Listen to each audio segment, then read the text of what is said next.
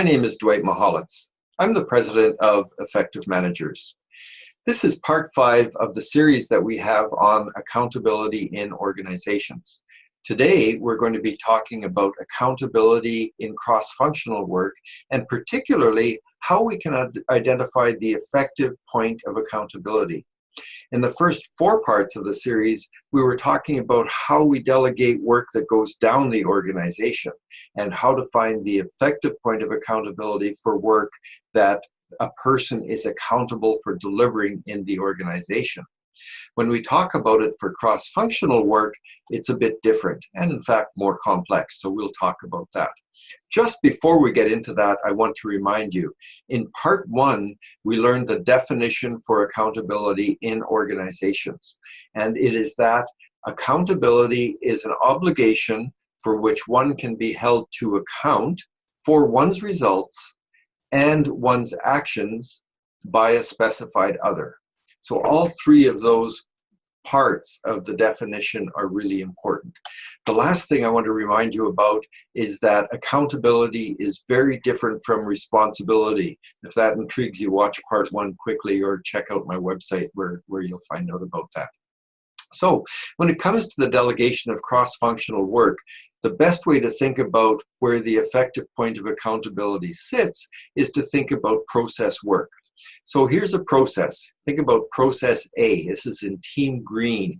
So each person on Team Green has a separate accountability and authority for work that they need to do with respect for the successful completion of that process.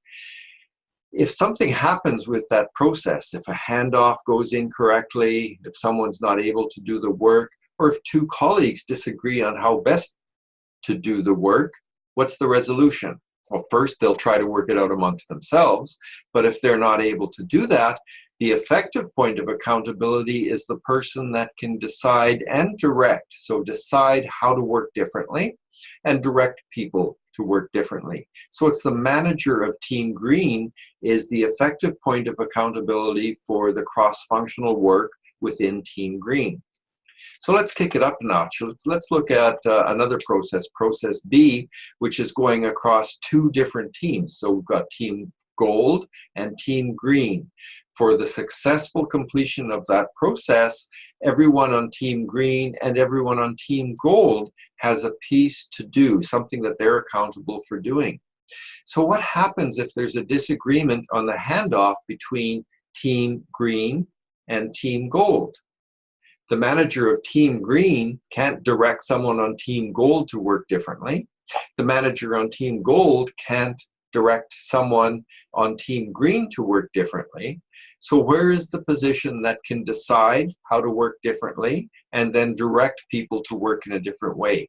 It goes up 1 level. So the person who's the manager of Team Green and the manager of Team Gold that actually has that authority to decide and direct how work will take place in a process that goes across both of those functions.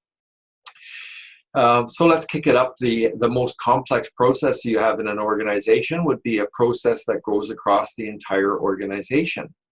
And so in the same way of thinking, if there's a disagreement in terms of the handoff between different individuals between the teams, where is the effective point of accountability? It can't be the manager of Team Green, Gold, Blue, or Dark Blue because they can't direct others. And it can't even be the dark green manager or the gray manager because they don't have authority to decide and direct across the entire process. The only person that has this authority in the entire organization is, in fact, the head of the organization. So in many processes, it's the CEO or the general manager or the owner, the person that's accountable for the entire organization, that is the effective point of accountability for that cross-functional work. And just a note, you may have some processes which are relatively small processes, but because they engage people in different parts of the organization, the effective point of accountability, that individual with the accountability to decide and direct, is still the head of the organization. So here's the definition, the takeaway.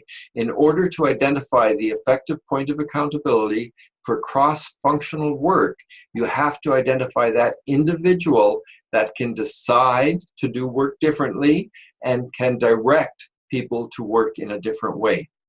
In future sessions, we'll be talking about cross-functional work. I'll give you an example in part 6, and then after that, we're going to talk about a language that can be used in organizations to make this delegation of cross-functional work much more clear than it is in most organizations today.